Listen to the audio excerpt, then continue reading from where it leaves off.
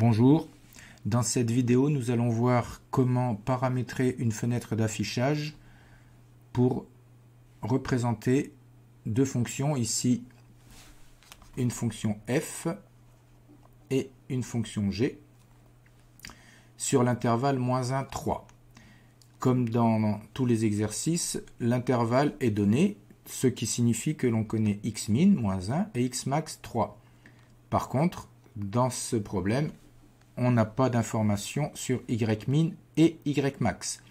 Donc ce sera à nous de le déterminer et on va voir comment avec la calculatrice. Premier travail à faire, saisir les fonctions. La fonction f, ici dans f de x, on va la placer en y1, donc moins x carré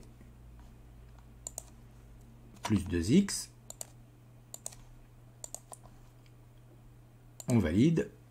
Et la fonction g que l'on va placer ici avec y2, x carré moins 2x entrée pour valider. Deuxième étape, la fenêtre d'affichage. On va renseigner ici le x minimum, -1, et le x max, 3. Par contre, pour l'instant, on ne sait pas quoi mettre en ymin et ymax. Et donc, pour déterminer ces valeurs de ymin et ymax, on va se servir du tableau de valeurs de la calculatrice. Mais avant d'aller dans le tableau, on va le paramétrer. Ça se passe ici, seconde def table. Et on attend ici la valeur du début du tableau. On a vu qu'il commençait à -1. Donc on va indiquer ici que le tableau commence à -1.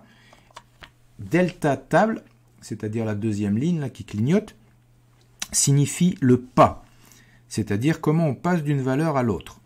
Donc je rappelle ici que nous allons de -1 à 3. Donc évidemment, on ne va pas y aller de 10 en 10. Ici, l'idéal, c'est d'y aller un par un. Donc on va mettre un pas de 1. Le tableau étant paramétré, il ne nous reste plus qu'à le visualiser. Ça se passe ici, seconde table, et vous avez un aperçu du tableau de valeurs. Je rappelle que nous sommes entre -1 et 3. Donc nous allons regarder ces valeurs-là, ici, entre -1 et 3, et nous observons les valeurs de y pour x compris entre -1 et 3. Il s'agit donc pour nous de repérer la plus petite valeur qui correspondra à ymin. Et on s'aperçoit que la plus petite valeur ici, c'est -3. Et la plus haute valeur qui correspondra donc à ymax. Et on s'aperçoit ici que c'est 3. Donc, on va pouvoir retourner ici sur le bouton fenêtre et pouvoir renseigner ymin, donc -3, et ymax, 3. On a fini de paramétrer l'affichage.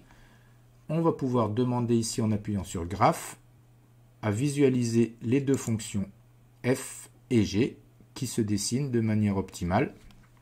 Et on va pouvoir ainsi répondre aux éventuelles questions qui portent sur ces fonctions. Voilà, cette vidéo est terminée. Merci.